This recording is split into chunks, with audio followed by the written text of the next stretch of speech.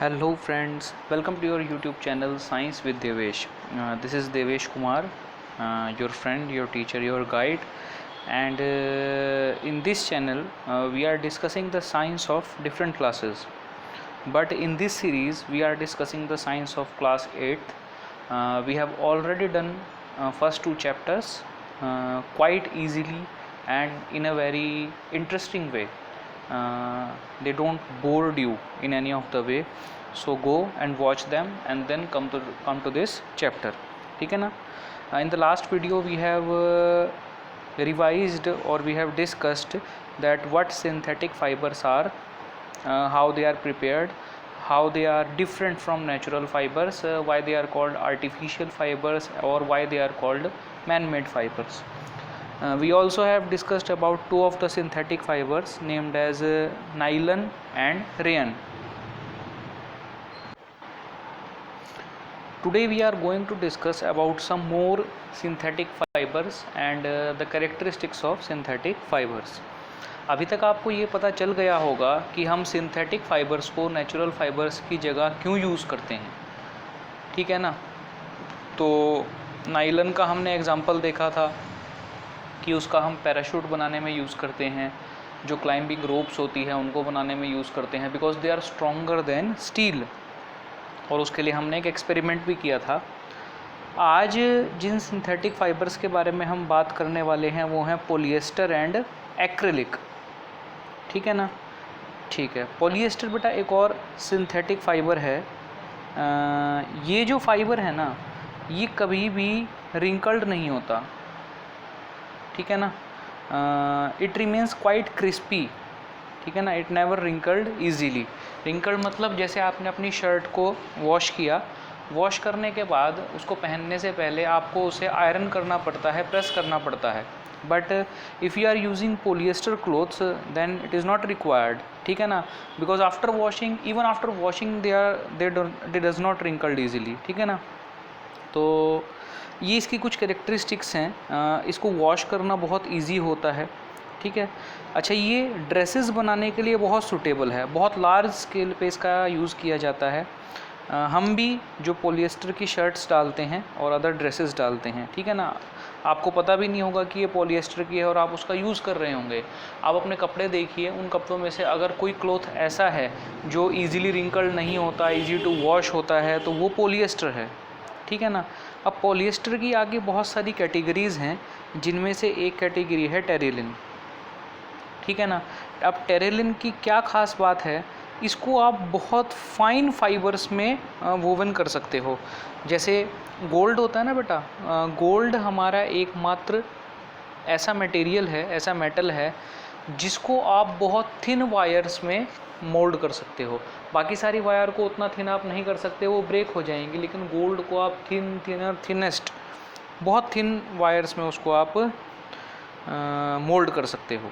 तो ऐसे ही ये भी जो है टेरिलिन, इसको भी आप बहुत थिन फाइबर्स में ब्रेक कर सकते हो, डिवाइड कर सकते हो। आपने एक चीज़ सुनी होगी, घर पे ऐसा बोलते हैं हमारी मम्मी कि मैं पेट बॉटल्स लाई हूँ, पेट जार्स लाई हूँ। किस लिए लाई हूँ? राइस और शुगर स्टोर करने के लिए। तो बेटा यहाँ पेट का मतलब क्या है? क्या हमारा डॉग है यहाँ पर पेट? नहीं, यहाँ पर पेट जो है वो शॉर्ट फॉर्म है। किसकी शॉर्ट फॉर्म है? ये पेट जो है बेटा शॉर्ट फॉर्म है पॉलीइथाइलिन टेरेफ्थलेट, ठीक है ना। क्या है? Polyethylene terephthalate. ये शॉर्ट फॉर्म है P for poly, E for ethylene and T for terephthalate, ठीक है। ये एक बहुत फेमिलियर फॉर्म है पॉलिएस्टर की, जिसका एक लार्ज स्केल पे यूज़ किया जाता है। किस लिए? बॉटल्स बनाने के लिए, यूटेंसिल्स बर्तन बनाने के लिए, हमारी जो फिल्म्स होती हैं, फ़ोटोग्राफ होती है ना, उसका नेगेटिव्स जो होता है वो बनाने के लिए, वायर्स बनाने के लिए, और भी बहुत सारे यूज़फुल प्रोडक्ट्स हैं जो हम इससे बनाते हैं। अब बेटा यहाँ पर नाम हमने एक देखा पॉलिएस्टर, ठीक है ना। एक और हमारे पास सिंथेटिक फाइबर है जिसका नाम होता है पॉलिएस्टर। पॉलिएस्टर नाम क्यों पड़ा ये अब आप समझ गए होंगे, क्योंकि ये दो वर्ड से मिलकर बना है। एक है पॉली, पॉली का मतलब है मैनी, और दूसरा है एस्टर।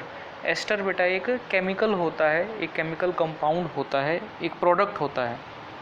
ठीक है। तो एस्टर की छोटी छोटी बहुत सारी यूनिट्स को जब हम ज्वाइन कर देते हैं तो उसी को क्या बोला जाता है, पॉलीएस्टर बोला जाता है। क्या बोला जाता है बेटा, पॉलीएस्टर। ठीक है। अब इनका यूज़ करके हमने बहुत सारे सब्सटेंसेस बनाए हैं। ठीक है, जैसे मैं आपको बताता हूँ, अगर हम पॉलीएस्टर के साथ कॉटन को मिक्स कर दें तो वो बनेगा बेटा पॉलीकॉट। पॉली मतलब पॉलीएस्टर और कॉट मतलब कॉटन। ठीक है। अगर हम पॉलीएस्टर के साथ वूल को मिक्स कर दें तो वो क्या बनेगा बेटा, पॉली वूल। तो ऐसे बहुत सारे सब्सटेंसेस हमने बनाए हैं। ठीक है। ऐसे ही क्या है, टेरी कॉट, टेरिलिन और कॉटन, इनको मिक्स करके हम क्या बनाते हैं, टेरी कॉट। तो ये जितने भी नाम हैं इन सब के पीछे इनके मीनिंग छुपे हुए हैं कि किस किस से मिक्स करके हमने इनको बनाया है। जनरली गर्मियों के, सर्दियों के अंदर, विंटर्स में बेटा आप क्या डालते हैं, आप स्वेटर डालते हैं, आपकी मम्मी शॉल्स यूज़ करती हैं। ठीक है ना। रात को सोते टाइम आप ब्लैंकेट्स का यूज़ करते हैं। तो आपको क्या लगता है कि ये सारी चीज़ें वूल से बनी हैं? क्योंकि हमें पता है ना वूल गर्म होती है। नहीं, यू आर रॉन्ग। ये सारी चीज़ें वूल से नहीं बनी, क्योंकि वूल क्या है, वूल एक नेचुरल फाइबर है जो हमको किससे मिलता है, एनिमल से मिलता है बेटा। कौन से एनिमल से, शीप से। तो इतना सारा वूल हम कहाँ से लाएंगे? सिर्फ इंडिया की जो पॉपुलेशन है वो 135 करोड़ है। तो सबको अगर एक एक भी हम स्वेटर एवरी ईयर देंगे तो 135 करोड़ स्वेटर्स आप कहाँ से लाएंगे? और ब्लैंकेट्स भी चाहिए, इतने शीप ही नहीं है। ठीक है ना। तो बहुत सारा आपका जो मटेरियल है विंटर्स का, चाहे उसमें ब्लैंकेट्स हैं, चाहे उसमें आपके स्वेटर्स हैं, ठीक है ना, वो सारा एक सिमिलर मटेरियल से मिलकर बना होता है जिसकी प्रॉपर्टीज़ वूल जैसी होती हैं। और वो मटेरियल है बेटा हमारा एक्रिलिक। क्या मटेरियल है? एक्रिलिक। ये एक्रिलिक एक ऐसा मटेरियल है जिसकी सारी प्रॉपर्टीज़ वूल जैसी होती हैं, लेकिन ये उसके जितना एक्सपेंसिव नहीं होता।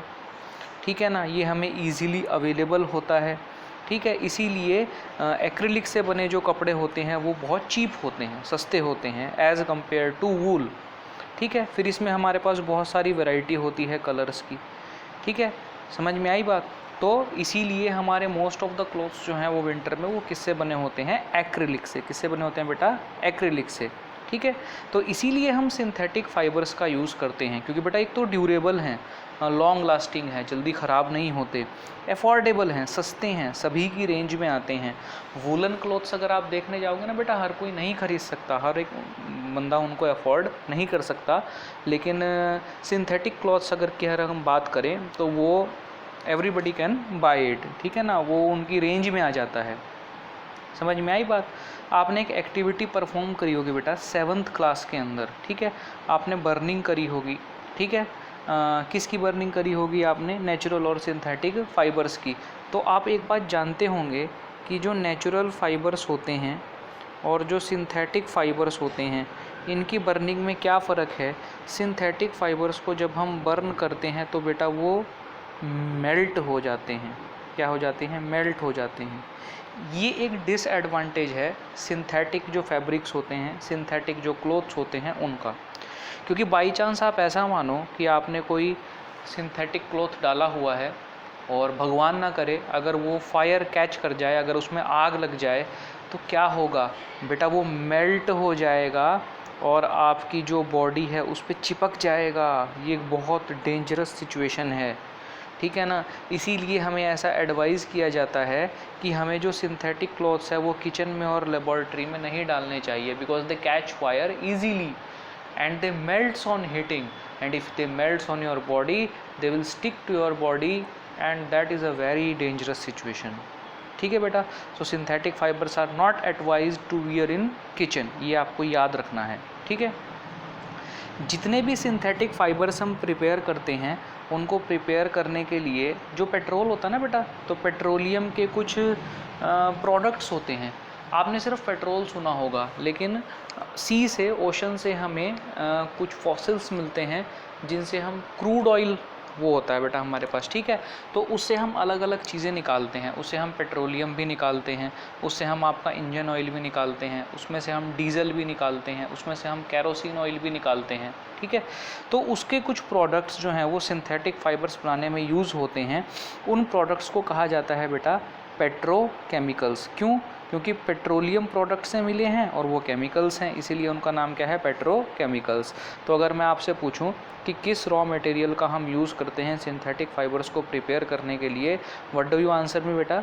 आप मुझे कहोगे सर हम पेट्रोकेमिकल्स का यूज़ करते हैं। किसका यूज़ करते हैं? पेट्रोकेमिकल्स का।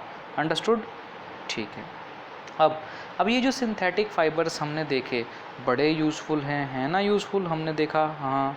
तो इन सिंथेटिक फाइबर्स का अब हम कुछ यूज़ देखेंगे।